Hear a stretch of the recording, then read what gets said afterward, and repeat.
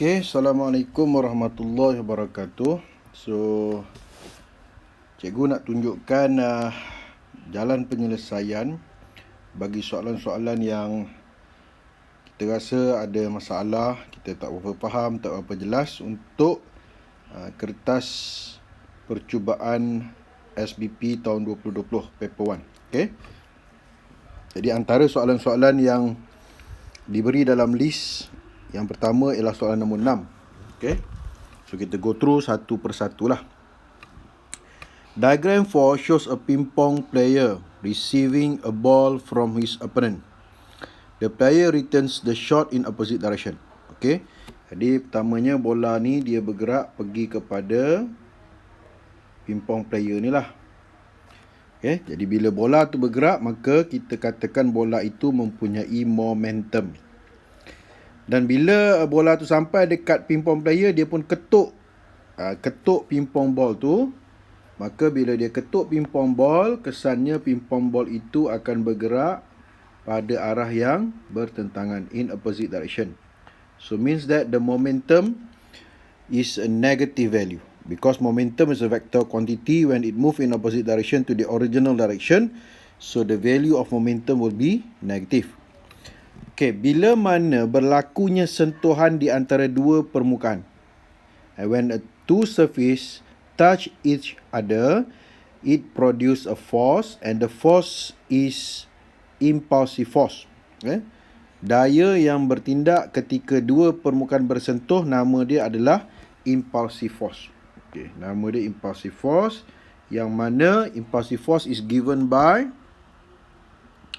F equals to mv minus mu over t. Okay. So dalam soalan ni apa yang dia tanya? Impulsive force is produced when? So cikgu cakap tadi lah, impulsive force will be produced when two surface touch to each other, where we call as a collision occur, or the impact is occur. So the force that act at that particular time where the collision or the impact occur be known as impulsive force. So the answer here is A, the bat hits the ball. So when bat hits the ball means that two surface will touch to each other. So the collision is occur between the bat and also the ball. So at that particular time, the force act is impulsive force. Okay, so the answer is A. Okay, next question is number 16. Diagram 14 shows a radiator used to cool the hot water from the car engine. Okay, so engine kereta kita terlalu panas bila dia bergerak dalam jarak yang jauh. Jadi cara kita nak sejukkan engine, kita kena guna satu bahan, substance that can absorb a large amount of heat but the temperature increasing is very small. So apakah substance itu? The substance that we can use to cool down the car engine is a water. Why? Because a water has a very large specific heat capacity. So any substance or any material that have a large specific capacity, it means that the substance can absorb large amount of heat but the temperature change is very small. It means that the substance is slowly to get hot. Lambat untuk dia menjadi panas, atau susah nak panas. Begitu juga dia akan susah untuk menjadi sejuk. Okay, the substance that has a very large specific capacity is water. Sebab tu dalam kita punya enjin kereta, dekat bahagian radiator, ini adalah radiator kereta, kita akan masukkan dengan air. Air itu akan bergerak keliling kita punya enjin. Masa dia bergerak itu, dia akan absorb heat yang sangat banyak daripada enjin, menyebabkan enjin kereta kita sejuk lah. Tidaklah terlalu panas. Panas juga, tapi tidaklah terlalu panas. Tapi air yang menyerap heat yang banyak daripada enjin, so dia akan jadi panas. Okay? Maka dia akan bergerak pergi dekat radiator. Maka dekat radiator adanya cooling fins. So the cooling fins ni, dia adalah metal. Okay? Dan dia berlingkar-lingkar lah. So bila dia dalam bentuk metal, metal ni dia sifat dia berlawanan dengan water, where the specific capacity of metal is very small. Maksudnya kita punya metal ni dia absorb heat sikit, temperature dia terus naik. Maknanya dia akan jadi sangat panas, cepat panas. Jadi bila water tu masuk dalam kita punya cooling fins, yang mana cooling fins ni metal, dia cepat jadi panas dan dia berlingkar-lingkar. So haba-nya akan berada dekat bahagian radiator. Di belakang radiator itu adanya fan. Okey, di belakang kita punya radiator ni adanya fan. Okey. Jadi fan ni dia akan menghasilkan wind blows. Jadi angin yang bertiup tu dia akan lalu dekat kita punya cooling fins dan dia akan tolak haba yang panas yang terhasil dekat cooling fins tadi bila dia serap heat from the water, menyebabkan haba panas itu akan dibebaskan keluar.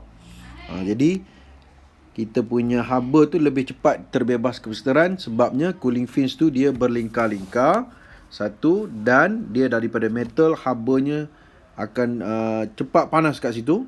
Dia tu cepat panas dan habanya cepat disebarkan keluar sebab adanya fan dekat belakang tu.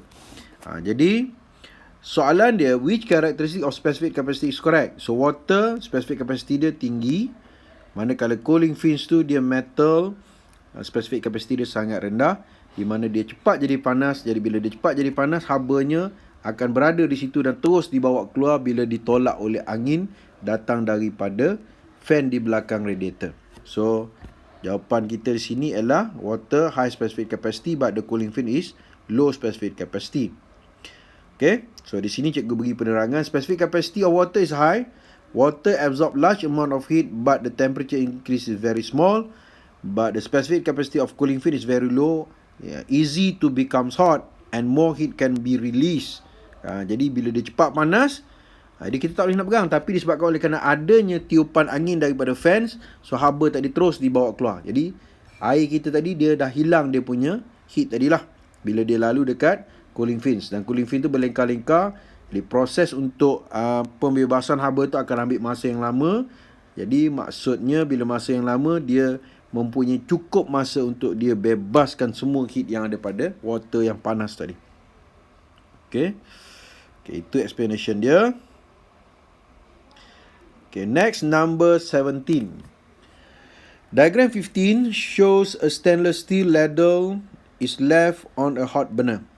Okay, kita letakkan satu senduk keluli dekat atas dapur gas yang ada api. The energy released by the hot burner is 20 kJ. K means kilo.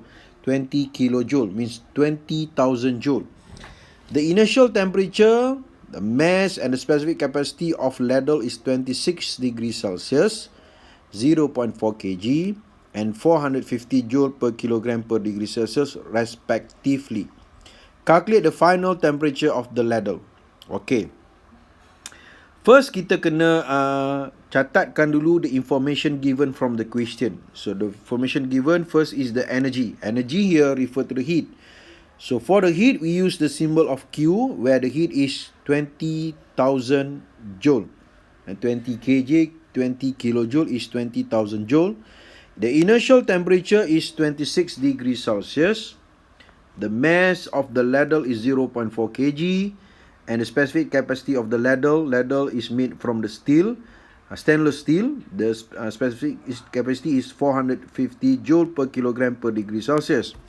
So the question asks, can we calculate the final temperature of the ladle? Okay, so when we have a heat and the heat will make the temperature change for the substance, so we have to use the equation of mc theta.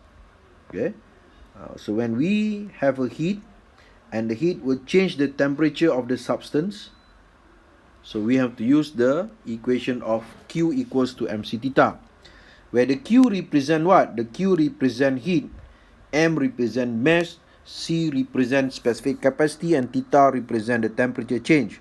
So when we say temperature change, so the temperature change, we have to subtract the temperature. So means that we must have two different temperature. So to get the temperature change, what we have to subtract is the higher temperature subtract to the lower temperature.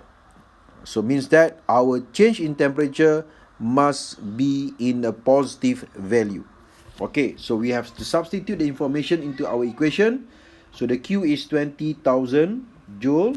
The mass is 0.4 kg.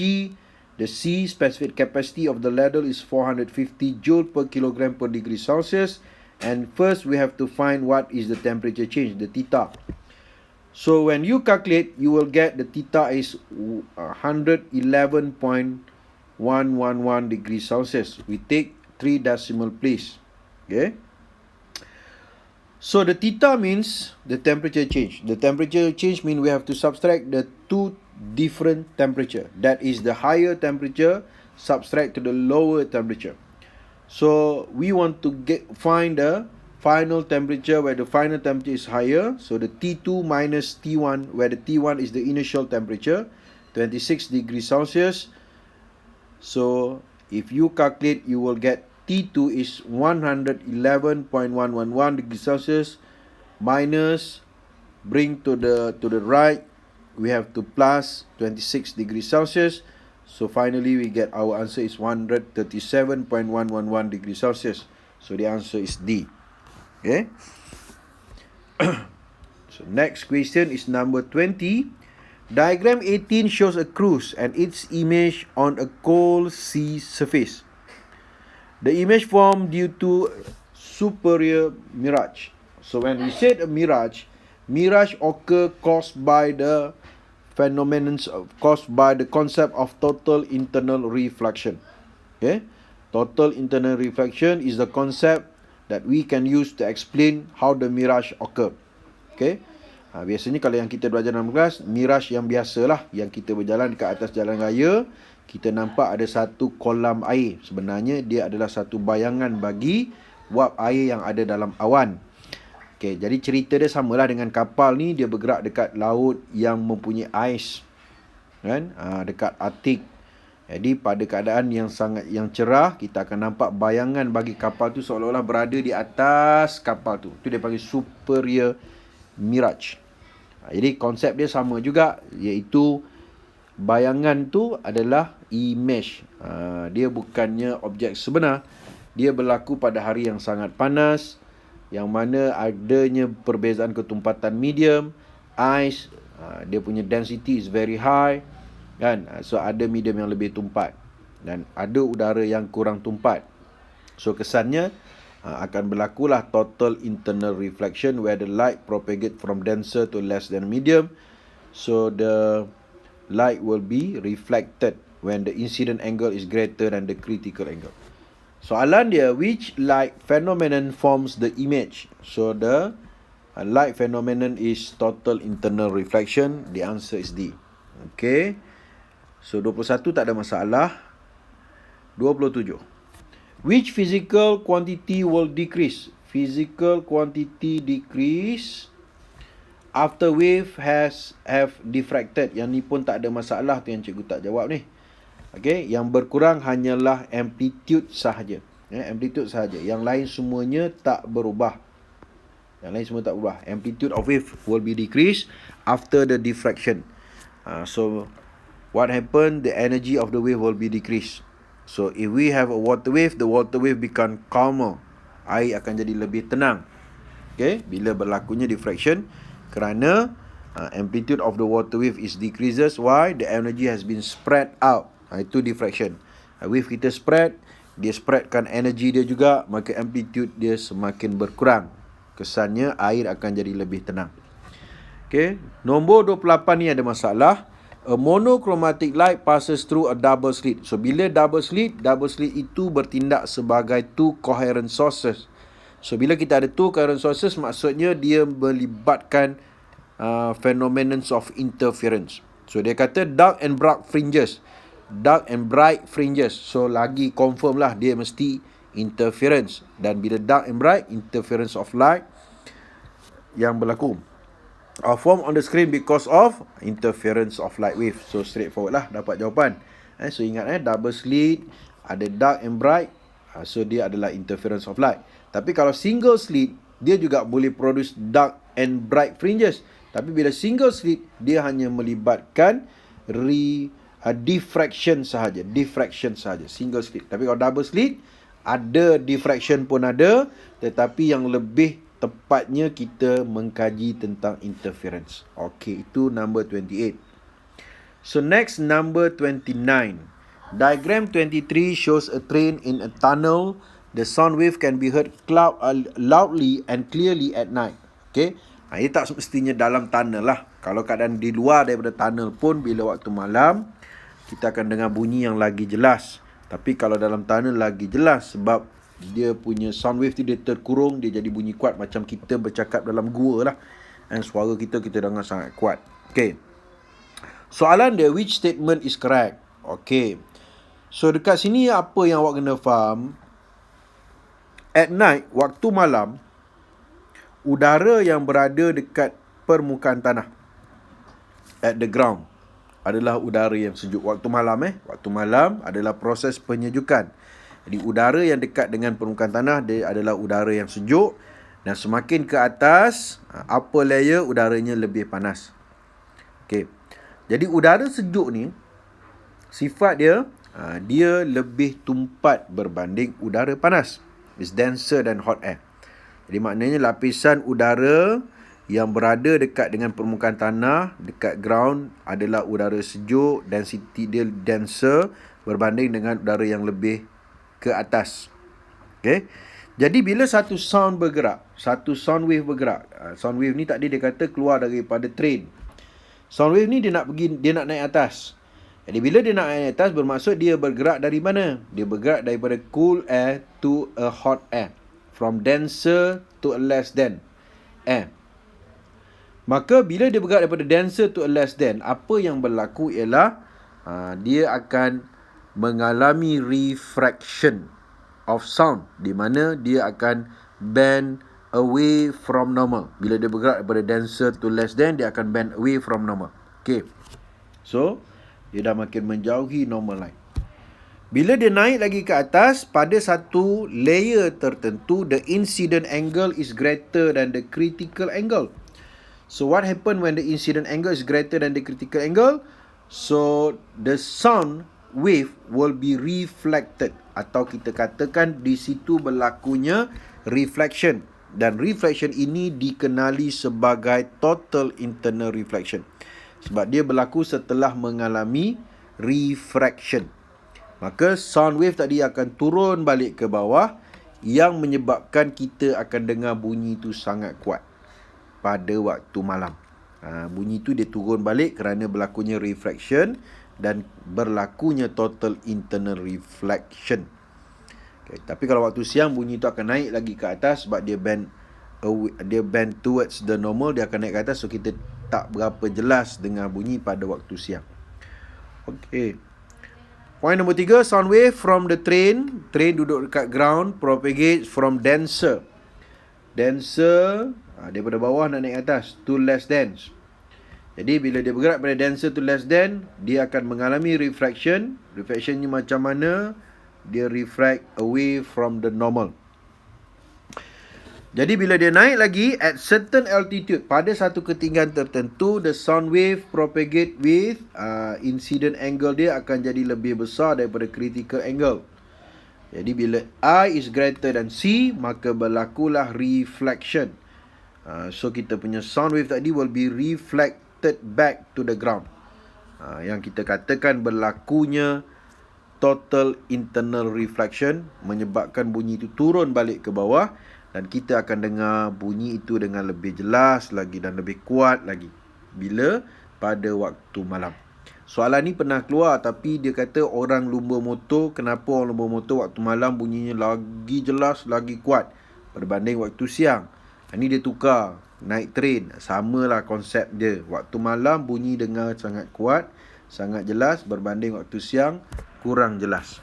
Okay, sebab bunyinya terus naik ke atas, ke langit. Sebab dia bend towards the normal waktu siang. Waktu malam dia bend away from the normal, dan pada satu altitude tertentu dia akan mengalami reflection. Okey, kita panggil total internal reflection. Okey. The sound wave can be heard clearly. In cold air, the sound wave move slower. Sound wave ni bila dia bergerak dalam udara yang sejuk, dia akan bergerak lebih perlahan berbanding udara yang panas. Okey. Jadi cool air dia denser. Maka bila dia denser, speed dia akan jadi rendah lah sini. Terbalik dekat sini speed dia akan jadi low. Denser, bila udara kita denser, speed dia rendah. Manakala kalau hot air less than, speed dia akan jadi lagi tinggi. Okay. So daripada formula V equals to F lambda, maka kita dapati bahawa the speed and the lambda is directly proportional. Kenapa? Sebab the frequency of the sound wave tu adalah sama. Dia datang daripada train yang sama, cuma bila dia bergerak, dia akan melalui different layer of air. Ada yang denser, ada yang less than. Tapi dia datang daripada sound source yang sama, iaitu daripada train. Maka frekuensi dia sama. Tapi speed dia berubah kerana density of air tu berubah. Jadi kalau denser, dia susah nak bergerak, speed dia rendah. Kalau hot air, less than, lagi senang dia bergerak lagi laju. So the speed is directly proportional to the lambda. So maknanya kalau speed dia tinggi, lambda dia lagi besar, lagi panjang. Kalau speed dia rendah, lambda dia lagi pendek. Jadi bila dalam cool air, speed dia rendah, maka lambda dia pendek. Dalam hot air, speed dia tinggi, lambda dia panjang. Okey. So dalam soalan ni apa yang dia tanya? Which statement is correct? Kalau A, ground level is hotter than top level. Salah lah, waktu malam dekat bawah lebih sejuk. Salah hotter salah. B, the speed of sound wave in cold region is greater than warm region. Salah. Speed dekat cold region, sebab cold region ni dia denser, maka speed dia rendah berbanding dengan warm region. Warm region ni dia less than, so speed dia lagi tinggi. So B salah. C, the wavelength of sound wave are further apart at the top than at the ground level. So sebelah atasnya adalah udara yang lebih panas. Udara panas dia less than. Bila less than, speed dia tinggi. Bila speed dia tinggi, lambda dia lebih panjang. Jadi betul lah, the wavelength of sound wave are further, lebih panjang, apart at the top. Sebab the top tu dia kawasan yang panas. Waktu malam sebelah atas panas, sebelah ground udaranya lebih sejuk. Udara panas dia less than. Bila less than, sound wave bergerak lagi laju, dan bila lagi laju, maka lambda dia lagi panjang. So betul lah C. So jawapan dia ialah C. Kalau jawapan D, the wavelength of sound wave are further apart at the ground level than at the top, salah lah. Sebab dekat bawah udaranya sejuk. Bila udara sejuk, density-nya dia denser. So bila dia denser, so sound wave kita bergerak lebih perlahan. So bila speed dia slow, speed dia rendah, maka lambda dia akan jadi lagi pendek. So salah lah, sebab dia kata lagi panjang. Dan proses ni dia terbalik pada waktu siang. Waktu siang dia terbalik, di mana waktu siang ni ialah proses pemanasan. Udara yang lebih dekat dengan ground adalah udara yang lebih panas. Berbanding dengan semakin ke atas, udaranya lebih sejuk. Okay. So next question. 32 tak ada masalah. 33. Which graph shows the correct relationship between potential difference and current for a conductor that obeys Ohm's law? Yang ni kena ingat baliklah Ohm's law. Ohm's law dia kata apa? Dia kata potential difference, atau kita duk sebut voltage, is directly proportional to the current. Okay. Dari segi graf, bila kita nak lukis graf yang directly proportional, graf kita tu macam mana rupa dia? Dia adalah satu graf garis lurus, is a straight line graph with a positive gradient, and the graph must start from origin. That is a directly proportional graph. Okay, so jawapan dia ialah D. Ini kita panggil directly proportional graph. Okay, kena tahu istilah ni lah. Kalau graf C ni kita panggil increase linearly graph. Sebab apa? Sebab graf dia macam nak sama dengan directly proportional. Straight line juga, positive gradient juga. Cuma beza dia, dia tidak bermula daripada origin. Maka itu kita guna istilah increase linearly. Kalau graf B ni pula kita panggil inversely proportional. Ni bentuk graf ni kita panggil inversely proportional. Kalau graf A ni kita panggil graf ni nama dia decrease linearly. Okey, itu istilah-istilah untuk relationship daripada graf. Tapi kalau kita refer kepada Ohm's Law dia kata V dengan I tu relationship ni adalah directly proportional, maka jawapan dia adalah D. Okey. Kita pergi pada next question, number 34. Diagram 25 shows 3 identical resistor. Bila identical maksudnya nilai resistance dia adalah sama. 3 ohm, 3 ohm, 3 ohm. So ini kita panggil identical resistor. Okay. The reading of ammeter is. Okay, kita kena tengok. Yang ni tadi cikgu explain ada kesilapan sikit lah. Sebab cikgu pun tak perasan ammeter tu sebenarnya dia duduk dekat resistor 3 ohm. Kita kena kira lah berapa current yang flow dekat sini. Katalah cikgu labelkan sebagai I1. Okay, kalau kita tandakan perjalanan current start from the battery, from the positive terminal, dia bergerak. Okay, ini kita punya current. Katalah ini sebagai cikgu ambil sebagai titik A. Sampai dekat titik A, current kita berpecah. Pergi dekat 3 ohm dan turun ke bawah. Okay, pergi kepada 3 ohm dan 6 ohm. Ini katalah kita ambil I2. Jadi maknanya kita punya I itu adalah gabungan daripada I1 dan I2. Okay. Okey, dan seterusnya current ini dia akan berjumpa balik pada titik kedua. Dikatalah ini cikgu ambil sebagai titik B, dan current ini dia balik semula kepada negative terminal. Okey, complete lah the cycle of current. Soalan dia, the reading of ammeter. Ammeter kita duduk dekat 3 ohm yang single. Macam mana kita nak cari current kat situ? Okay, kalau kita tengok 3 ohm yang single dengan 3 ohm yang series itu susunan dia adalah parallel. Yang atas dengan bawah ni kita panggil connection dia adalah parallel. Yang bawah di bawah ni pula kita panggil connection dia sebagai series. So bila dia parallel bermaksud dia punya nilai voltage dekat 3 ohm dengan voltage yang 3 dengan 3 yang series tu nilai voltage dia adalah sama bila parallel. Bermaksud voltage dekat 3 ohm yang single tu nilai voltage dia adalah 6 volt. Okay. So berapakah nilai current? Ni soalan ni sebenarnya straightforward je ni. Okay, ini lita dia kalau cikgu nak lukis balik. Voltage dia 6 volt. Okay. Okay, 6 volt. Current kita bergerak daripada flows from positive terminal sampai dekat titik A, dia berpecah. Ada I1. Pergi dekat R1 dan ada I2 yang pergi dekat gabungan 3 dengan 3 yang series. Maka kalau kita simplify, kita cari nilai effective resistance dia.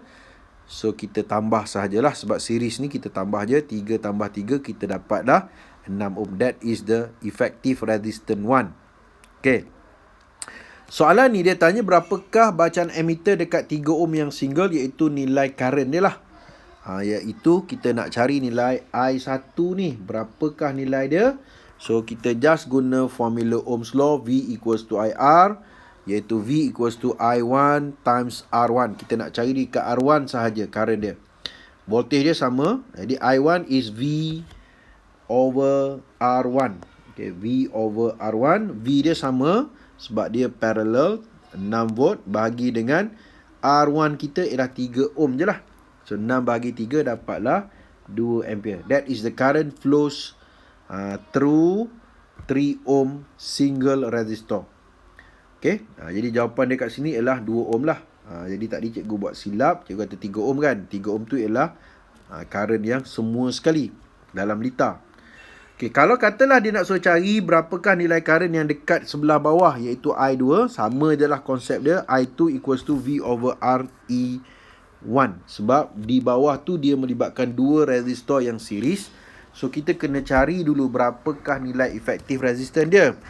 So efektif resistor dia kita kira tadi dapat 6 ohm. Sebab dia series, kita combine dia punya nilai resistance. Combine tu cara dia ialah kita totalkan nilai resistance dia, 3 tambah 3, 6 ohm.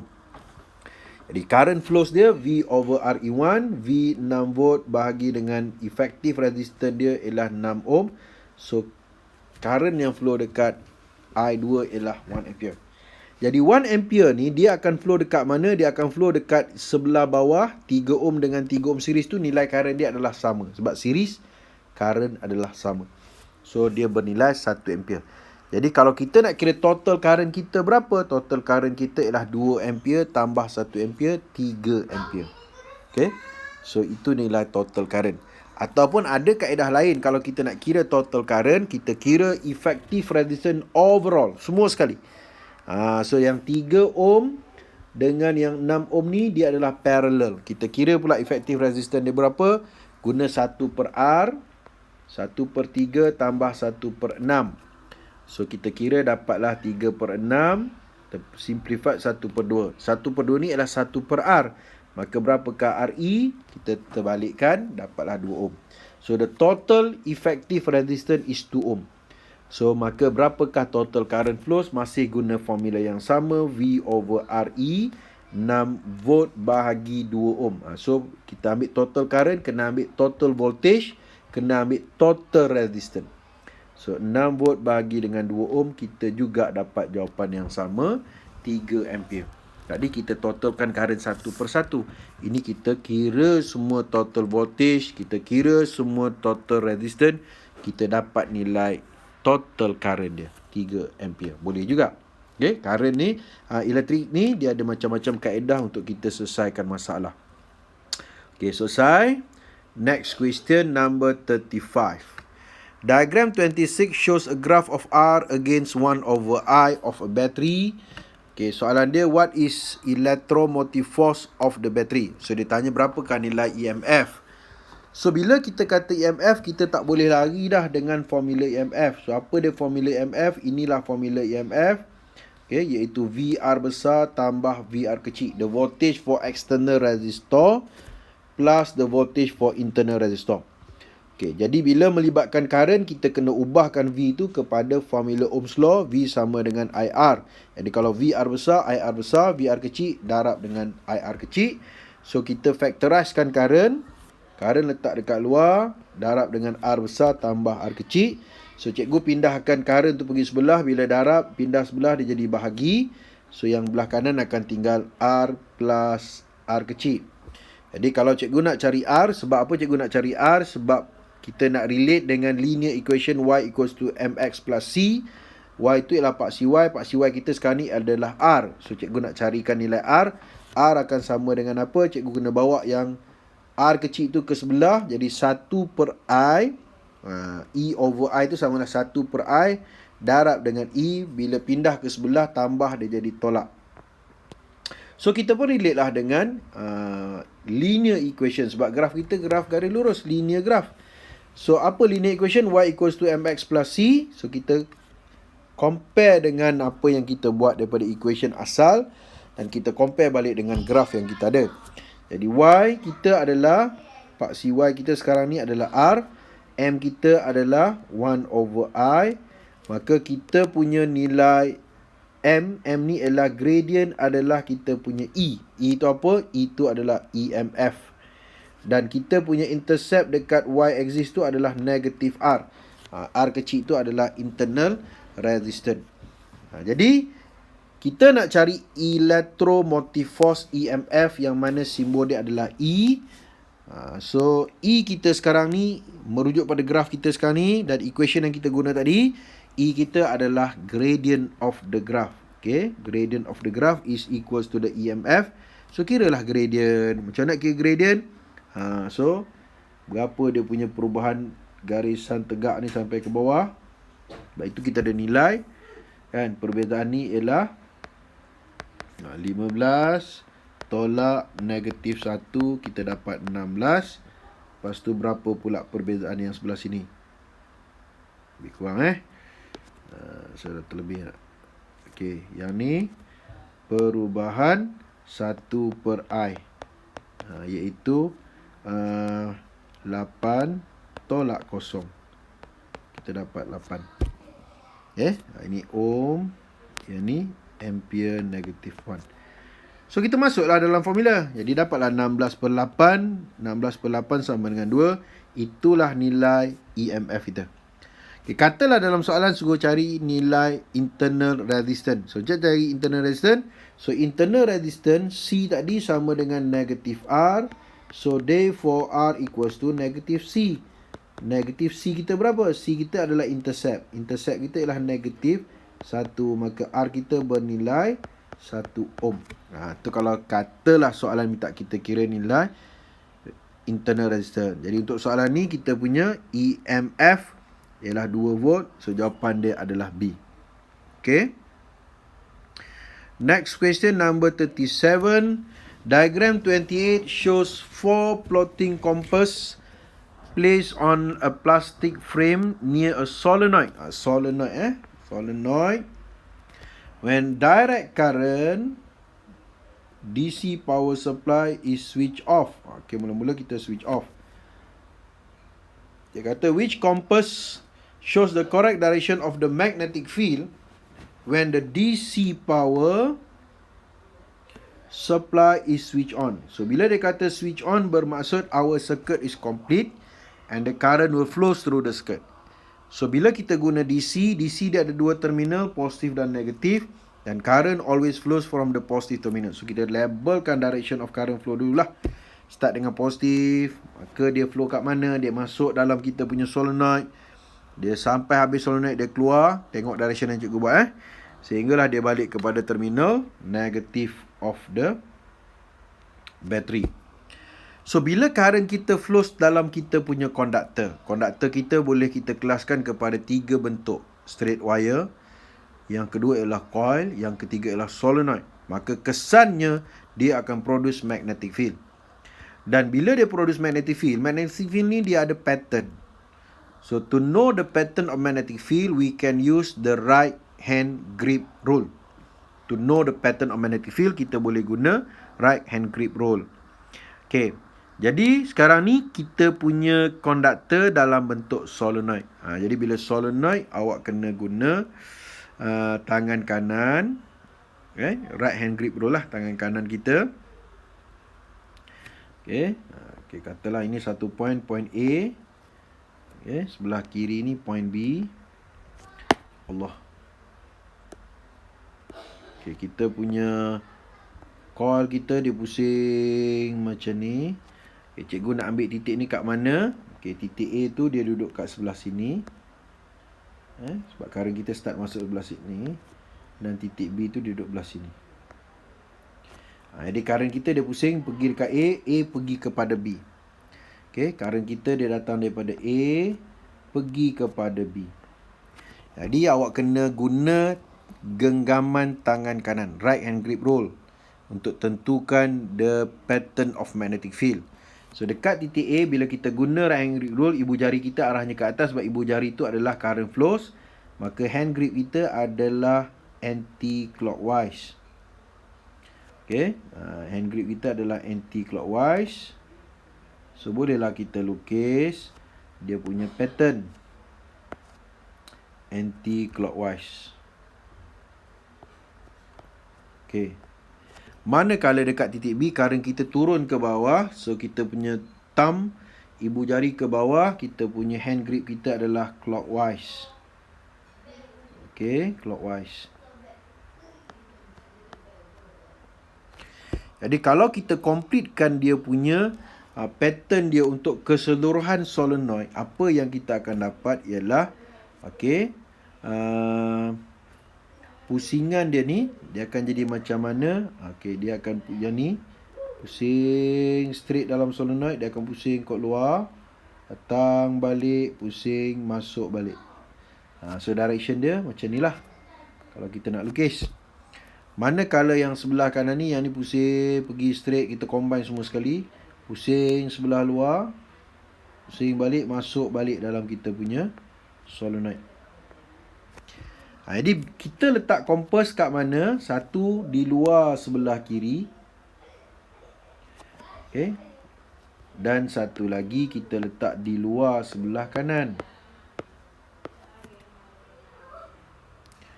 Okay, jadi kita tengoklah anak panah dia ke mana. Okay, anak panah dia, anak panah yang sebelah kiri ni, anak panah yang sebelah kiri ni ke sebelah depan. Anak panah yang sebelah sini pun ke sebelah depan. Okay, bila kita letak anak kita punya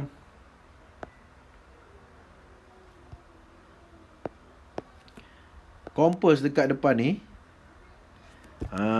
so macam mana pula anak panah dia? Ataupun kau cikgu anjak sikit lagi.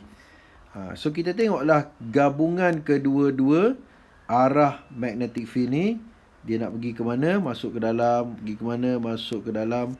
So maknanya arah kompas kita akan masuk ke dalam sini. Okay, bagaimana pula kalau kita letak kompas kita? Oh, satu lagi, kita letak kompas kita dekat mana? Kita letak kompas kita dekat depan pula. So macam mana direction dia, pesongan dia, deflection dia. So kita tengok yang depan ni macam mana arah dia. So maknanya dia pergi terus ke depan. Itulah kita punya pesongan jarum kompas, the deflection of the compass pointer. Jadi kalau kita cari jawapan dia, yang mana satu betul, carilah satu persatu. Tengok anak panah, cuma gambar tu mungkin kecil sikit. So jawapan dia ialah D. So yang ni anak panah dia ke sana, ni pun ke sana, yang ni masuk ke dalam, yang ni dia pergi ke depan. Samalah dengan yang kita buat tadi. Okay, so itu jawapan dia D. Okay, next question is number 39. Diagram 30 shows a transformer of 80% efficiency. So dia dah bagi tahu dah, efficiency transformer kita adalah 80%. Kecekapan dia. Okay, dalam gambar aja apa yang kita boleh nampak? 240 volt. Dia ada simbol AC. Ini simbol AC bermaksud 240 volt ini adalah voltage untuk bahagian primary. Jadi yang sebelah kiri ni adalah primary. Maka bahagian yang kedua ni dia akan jadi secondary lah. Dan secondary mesti disambung kepada alat elektrik. Kita punya alat elektrik ialah immersion heater. Maka yang 12 volt ini, 12 volt itu adalah secondary voltage. 60 watt. Watt itu ialah power. Power untuk secondary power. Jadi primary ni kadang-kadang dipanggil juga sebagai input. Manakala secondary kita panggil juga sebagai output. Okay. So soalan dia, what is the current in the primary coil? Current, simbol the I, primary kita letak P. Boleh tak kita kira primary current? So bila soalan tu dia beri maklumat tentang efficiency, maka dengan sendirinya wajiblah kita kata kena guna formula efficiency. Efficiency simbol dia macam huruf N tapi dia panjang sikit. Diberikan oleh formula output power over input power times 100%. Maksudnya efficiency ni dinyatakan dalam bentuk percentage. Dia dah bagi dah efficiency-nya is 80%. The output power is the power at the secondary 60 watt. Input power kita tak tahu, kita kena ubah P sama dengan IV. Itu formula formula yang kita dah belajar dalam elektrik. P sama dengan IV. Ni formula dalam tajuk elektrik lah. Nak kira electrical power. So kita tukar P input. Input is the primary. IP darab VP times 100%. Okay, dia mesti dalam bentuk percentage. Jadi cikgu pindahkan IP VP ni, cikgu bawa naik atas. Yang 80% ni cikgu bawa turun bawah. Jadi IP VP equals to 60 watt times 100% over 80%. Okay, jadi kita gantikan nilai IP VP dah ada tadi 240. 60 darab dengan 100% bagi 80%. Kalau awak tekan kalkulator dia akan jadi 75. Maka berapakah IP? IP ialah 75 bagi 240. Maka jawapan kita 0.3125 I unit dia current lah, ampere. So ada tak jawapan? Okey, kita ambil 0.313 ampere. Kalau soalan structure atau essay So the bestnya kita ambil 3 decimal place atau 4. Ni yang KSSM pula lah So kalau dulu boleh ambil sampai 2, sekarang kena ambil 3 pula. Okay, next question number 40. Diagram 31 shows a system for transmission of electricity from a power station to the consumer by using high voltage cable.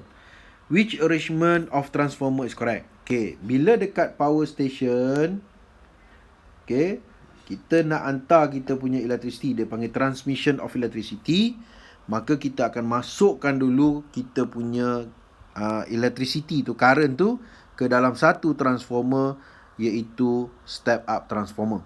Setelah keluar daripada generator tu, sebelum nak keluar nak hantar melalui kabel, mesti kena masuk kepada step up transformer dulu. So kenapa perlu masuk dalam step up transformer?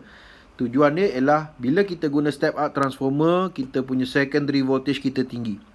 Tetapi dalam transformer, bila voltage tinggi, current akan jadi rendah. Ini daripada formula power lah.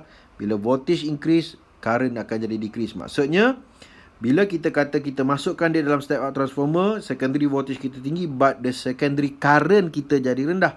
So tujuannya kita nak reducekan current. So bila current rendah, current itulah yang akan flow dalam kita punya kabel. Secondary current ni yang flow dalam kabel. Tetapi nilai secondary current kita ni rendah kerana nilai voltage ni kita tinggikan tadi melalui step up transformer.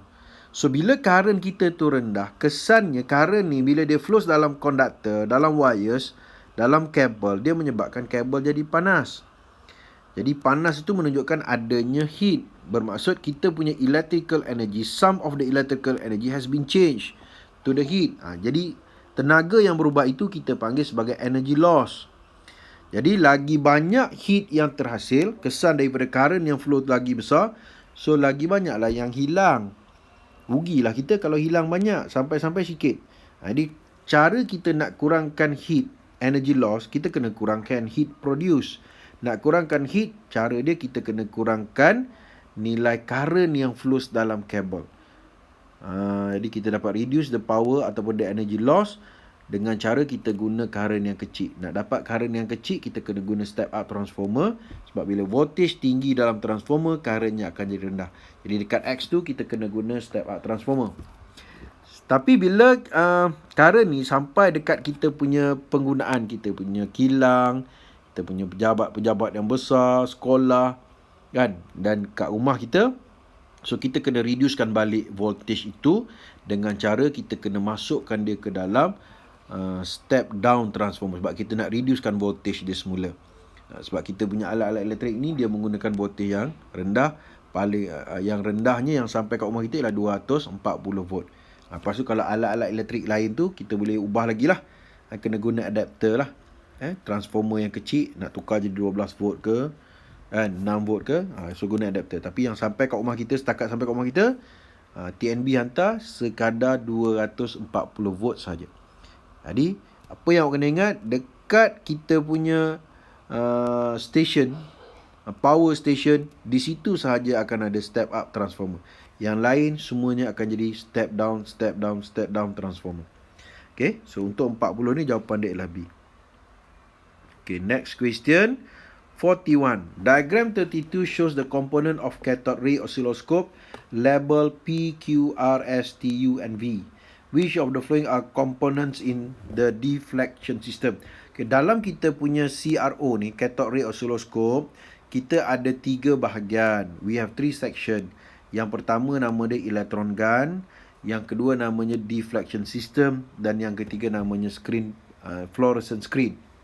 Jadi dalam deflection system, dia ada 2 jenis deflection yang boleh berlaku kepada cathode ray. Apa yang kita kena ingat, cathode ray ni asal usulnya dia adalah electron beam that move at a very high speed. Maknanya cathode ray itu adalah elektron, yang mana elektron itu bercas negatif. Jadi bila dia bercas, dia boleh mengalami deflection dalam electric field, dia boleh mengalami deflection dalam magnetic field.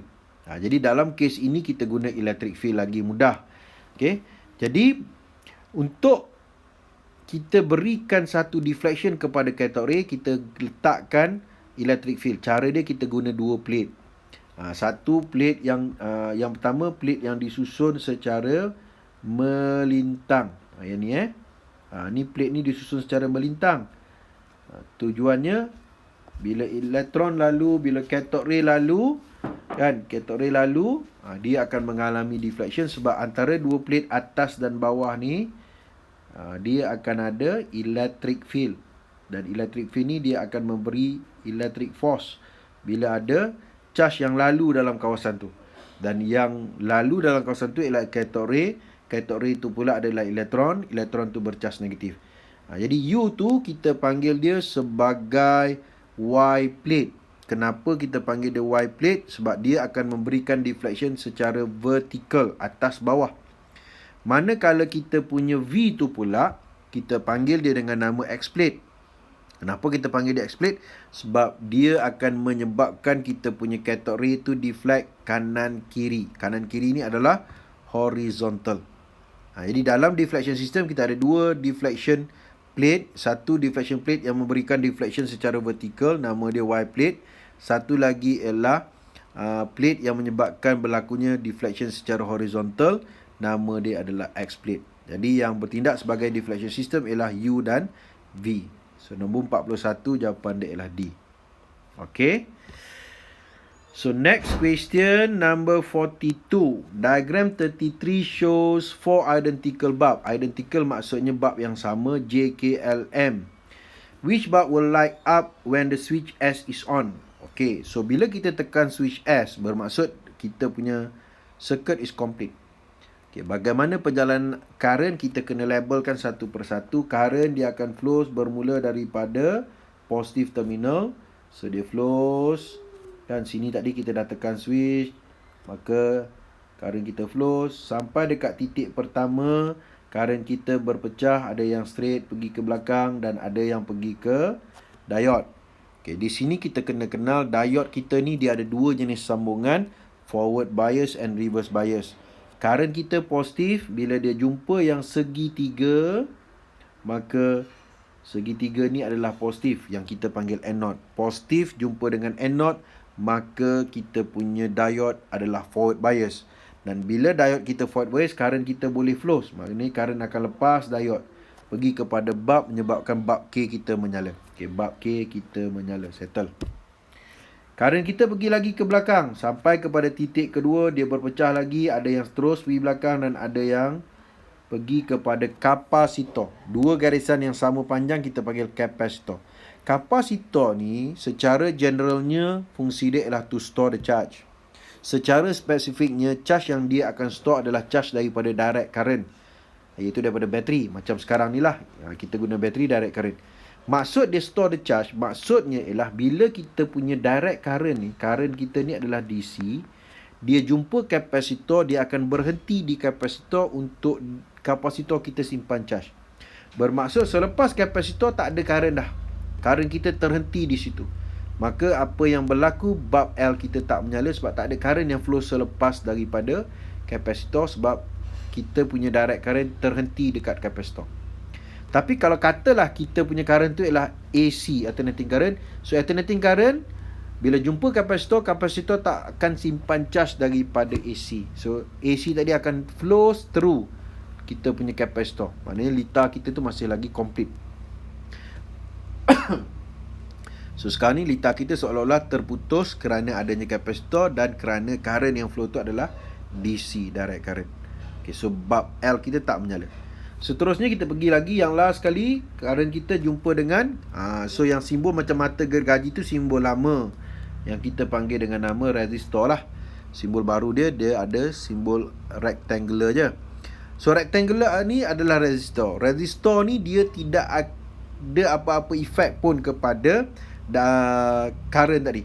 Maknanya dia tidak menyebabkan terputusnya satu litar. Cuma dia akan menyebabkan dia jadi panas lah. Kalau ada current flow dekat resistor, resistor jadi panas, dia produksi lah. Dan menyebabkan current flow tu jadi rendah sikit lah.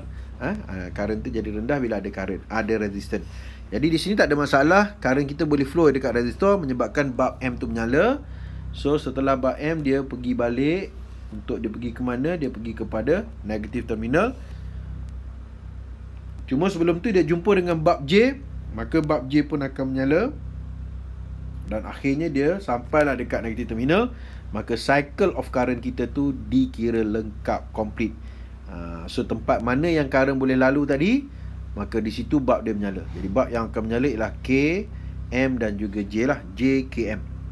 So L tak menyala sebab kita letak kapasitor, dan current yang flow pula ialah DC. So kapasitor tu dia seolah-olah dia blocking kita punya direct current flows. Dia block DC. Okay, so menyebabkan bulb L tu tak menyala. So jawapan nombor 42 ialah C. Okay, next question, 48. Diagram 37 shows the inside part of a smoke detector mounted on the ceiling. Ni kalau kita pergi hotel-hotel kan, dekat kita punya dorm bilik pun ada ni, kita punya kelas pun ada. Smoke detector ni maknanya dia kesan kalau ada asap yang terlalu tebal, dia boleh menyebabkan keluarnya air ataupun bunyinya siren, menunjukkan kawasan itu ada asap yang tebal, kemungkinan berlakunya kebakaran. Sebagai apa, amaran, tanda amaran. The smoke alarm remains silent if alpha radiation reach the detector. Okay. Jadi kalau kita tengok gambar rajah ni, sebelah kiri ni kita ada alpha radiation source. Jadi alpha radiation source ni, sumber dia ni, dia akan keluarkan alpha radiation, alpha particle lah. Okay, yang ni alpha radiation ataupun alpha particle dia keluarkan. Di alpha particle ni dia akan bergerak ke mana? Kepada bahagian yang kedua, to the alarm circuit. Okey, jadi alpha particle kita akan terus dia bergerak. Jadi bila alpha particle bergerak kepada alarm circuit, seolah-olah dia tak ada blocking apa-apa, circuit kita tu complete. Okey? Itu kalau tak ada smoke. Tapi kalau ada smoke, smoke ni naik, smoke pun naik, kan, smoke akan naik. Maka bila smoke kita naik, dia akan blocking kita punya alpha radiation tadi. Alpha particle kita, dia punya penetrating power dia sangat rendah. Dia tak boleh tembus sehelai kertas yang nipis. Asap dia tak boleh tembus. Jadi bila kita punya alpha radiation ni atau alpha particle ni, dia tak boleh nak tembus asap yang tebal sikit, maka litar kita tu terputus. Maka litar kita yang kedua ni, ni kita panggil, kita akan ada secondary circuit ni. Secara automatiknya bila alpha tak sampai, secara automatiknya dia akan menghidupkan, dia switch on kita punya secondary circuit. Maka apa yang kita sambung? Kita sambung sprinkler yang keluar air tu, air akan keluar. Apa yang kita sambung? Kita sambung dia kepada siren. Siren akan berbunyi. So kalau tak ada asap, alpha kita akan terus pergi dekat secondary circuit. So secondary circuit kita tu dia off. Tapi bila alpha tak sampai, secondary circuit kita tu dia akan on. Jadi bila alpha tak sampai, bila ada benda yang blocking. So apa benda yang blocking? Contohnya asap. Asap ni alpha tak boleh tembus. Sebab tu dia guna alpha. Sebab alpha ni dia punya penetrating power dia sangat remah, sangat rendah. Kalau guna gamma, gamma penetrating power sangat tinggi. So dia tembus je. Asap tembus main-mainnya, sebab metal pun dia tembus kecuali lead. Tapi kalau alpha, kertas yang nipis pun tak boleh nak tembus. Kalau asap tebal, asap sikit-sikit tak ada masalah. Tapi kalau asap tu tebal, barulah dia tak boleh nak tembus. Maka secondary circuit kita akan on, dan apa benda yang ada kat secondary circuit tu dia akan berfungsi lah. Kalau alarm berbunyi, kalau lampu menyala, kan, kalau kita letak sprinkler yang keluar air, air akan keluar. Okay, itu cerita dia. So bila ada smoke yang tebal, so smoke tu akan blocking kita punya alpha radiation, alpha particle daripada dia penetrate. Sebab alpha particle ni penetration dia, power dia sangat rendah. So maka dia akan on kita punya secondary circuit, menyebabkan secondary circuit kita tu berfungsi lah. Apa alat yang ada dia berfungsi. So dalam kes ni dia kata, why the alarm rings when smoke particle enter the plastic casing? So jawapan dia B. Kenapa? Alpha radiation, bila ada asap alpha radiation being blocked by the smoke particle. Jadi bila ada asap tu blocking kita punya alpha radiation. So menyebabkan alpha tak sampai dekat secondary circuit. So secondary circuit tu akan automatically on bila alpha tak sampai. Okay, so jawapan dia B. Kalau jawapan C, A, dia kata the smoke was detected by the smoke detector. Memanglah smoke detector dia detect smoke, tapi that is not the reason lah kenapa Kenapa dia kata alarm rings when smoke particle enter? Nak tahu konsep apa sebenarnya yang berlaku dekat dalam smoke detector tu. Yang mana dekat dalam tu kita ada alpha particle. Kan? Kalau C, the alpha particle ionize the atoms of the air in the smoke detector. Itu bukan cerita dia lah. Dia tidak mengalami ionize sebab dia problem dia ialah dia tak boleh nak penetrate asap yang tebal tu. Sebab dia punya penetrating power dia very, very low. Kalau D, the electronic device in the alarm circuit sense the rise of electric current. Itu pun bukan jawapan dia. Okay, so jawapan dia B lah. Okay, 49, nuclear fission. Fission belah. Satu nukleus besar kita belah menjadi dua nukleus yang lebih kecil, ada neutron baru. Dan cara nak belah tu mesti guna neutron yang bergerak dengan perlahan. Occur when uranium-235 is bombarded by a neutron, the reaction produce 3 neutron, Kr krypton 94 and Q. What is Q? Okay, so dia nak tanya Q. Apa yang dia bagi kat sini ialah yang dia bagi 235 ni, okay, yang dia bagi 94 ni, itu adalah nucleon number. Jadi kalau kita nak tulis balik dalam bentuk equation, neutron 10 plus uranium 235, dia bagi 235, kita pun tak ingat dia punya atomic number, kita tinggalkan dulu. Menghasilkan K krypton, Kr kat sini. Dia punya nucleon number 94, kita tak ingat dia punya atomic number, kita tinggalkan. Plus dengan, katalah Q, Q dia guna Q, cikgu guna theta pula. So dia guna Q kat sini, plus dengan Q. Dan kita tak tahu berapakah nucleon number for Q, katalah kita letakkan A. Plus ada 3 neutron baru yang dia kata 3 neutron. Neutron ialah 310. So kita consider dia punya nucleon number sahaja. Yang sebelah atas tu, nucleon number je kita ambil. Kita ambil nucleon number je. Okay. Iaitu A. 1 tambah 235, dia mesti sama dengan yang sebelum dan selepas. 94 tambah A tambah 3 darab 1 lah ni. 3 darab 1, 3 lah. Lepas sini awak boleh kira lah berapakah nilai A. So dapatlah 139. Jadi kita pun tengok jawapan dia, nucleon number 139. Oh, rupanya dia ialah BA. BA ni apa? BA ni stand for barium. Okay.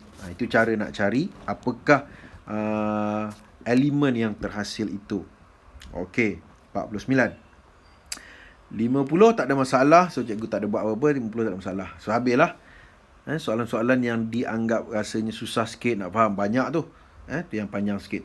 Lepas tu ada satu soalan tambahan daripada ada kawan kita tanya. Boleh tak cikgu explain? Cikgu masukkan terus lah supaya dapat berkongsi dengan orang lain. Soalan dia berkenaan dengan elektronik transistor. Diagram 15 shows the setup of an electronic circuit that function as current amplifier. Bila disebut current amplifier dia mesti guna transistor. Sebab transistor ni ada dua fungsi. Satu bertindak sebagai current amplifier. Satu lagi bertindak sebagai automatic switch. Okay, dalam kes ni dia kata current amplifier, maksud dia akan besarkan, dia akan kuatkan nilai current kita. Iaitu current masuk. Current masuk kita kat mana? Masuk ialah input. Input dia berlaku dekat kita punya base. Manakala keluar kita berlaku dekat output. Output kita duduk dekat collector. Okay. Soalan dia, calculate the emitter current. Emitter current ialah IE ni. Berapakah nilai IE? So yang ni kena ingatlah, IE ialah IB plus IC. Cuma susah kita nak tambah ni sebab kena hati-hatilah. So IB kita 100, tapi 100 tu dalam microampere. Sebab tu nilai dia sangat kecil. Manakala IC kita adalah 5 milliampere. Nilai dia besar. Micro dengan milli beza dia ialah 1000 kali ganda. Itu yang dikatakan sebagai current amplifier. So macam mana nak kira IE? Okay, kita tengok sini. IE ialah IB plus IC. Masukkan nilai 100 microampere plus 5 milliampere. Okay. So kena hati-hatilah dekat sini. Micro dengan milli tu kena hati-hati. Okay, so yang ni ada silap sikit, tak apa. Kita buat balik. Okay, kita pun nak buangkan micro, kita nak buangkan milli. 100 times micro ialah 10 kuasa negatif 6. Kita masukkan negatif 6. Tambah dengan 5 milli. 5 kali 10 kuasa negatif 3 ampere. Okey, selesai micro, selesai milli. Micro ni negatif 6. Okay, kita dapat 6. Kita tak boleh nak simply tambah 100 dengan 5 sebab dia punya power tak sama. 10 negatif 6 dengan 10 negatif 3 tak sama. Kita tak boleh nak simply tambah macam tu. Kita kena samakan power dia. Kalau negatif 3, samakan dengan negatif 3 juga. Jadi cikgu buat kat sini 10 negatif 3 darab dengan 10 negatif 3. Maknanya dia masih lagi 10 negatif 6. Okey, tujuannya ialah sebab cikgu nak ambil yang 10 negatif 3 tu sama dengan 10 negatif 3 yang satu lagi lah. Jadi 100 darab 10 kuasa negatif 3. Negatif 3 ni maksudnya negatif tu kita kena bahagi. 10 kuasa 3 tu 1000. Jadi 100 bahagi 1000 kita dapatlah 0.1. Okey. Darab 10 kuasa negatif 3. Lepas tu tambah dengan 5 kali 10 negatif 3. Barulah kita boleh tambah nombor dia. 0.1 kita boleh tambah dengan 5. Dia dapat 5.1 darab dengan 10 negatif 3. Jadi 10 negatif 3 ni adalah mili. Nak guna mili ampere boleh, nak guna 10 negatif 3 pun boleh. Okay. That is emitter current. Okay, selesai. Yang kedua, calculate the current gain for the current amplifier circuit. Okay, current gain ni kadang-kadang juga dipanggil dengan nama current amplification. Berapa kali ganda current tu dibesarkan, dikuatkan. Dan kita kadang-kadang guna simbol alpha ataupun kadang-kadang guna simbol beta. Formula dia ialah kita nak current yang besar. Yang mana current besar? IC lebih besar daripada IB. So kita ambil IC bahagi dengan IB. IC kita 5 mili, 10 kuasa negatif 3 bahagi dengan IB kita 100 mikro, 10 negatif 6. Kita nak buangkan mili, kita nak buangkan mikro. Kita ganti nilai dia. So bila awak kira ni, awak akan dapatlah 0.05. 5 bagi 100, 0.05. Kan? Darab dengan 10 negatif 3 bahagi dia jadi tolak. Tolak negatif 6 dia jadi positif 6. Jadi dapatlah positif 3. Jadi 0.05 darab 10 kuasa 3. 10 kuasa 3 ni 1000. So dapatlah 50 dan dia tidak ada unit. Tu maksudnya IC kita 50 kali ganda daripada IB kita. Itu maksudnya. Okey. Selesai. Seterusnya, what is the value of collector current? Nak cari IC bila mana base current kita kosong. Yang ni kena faham konsep transistor bertindak sebagai automatic switch. Di mana dia kata bila mana IB kosong secara automatiknya. Okey. Bila IB kosong secara automatiknya IC kita akan jadi kosong. Okey, walaupun IC circuit kita tu complete, IB kosong, automatically IC kosong. Itulah kita guna dia sebagai automatic circuit. Okey, so selesailah soalan ni. So habislah cerita dia. Itu sajalah. So boleh tengok balik dan cikgu akan bagi juga soft copy untuk penyelesaian ni supaya awak boleh tengok balik. Yang ni video ni supaya awak boleh faham penerangan daripada cikgu. Itu saja. Okey, selamat menonton, selamat tengok balik penyelesaian dia. Assalamualaikum warahmatullahi wabarakatuh.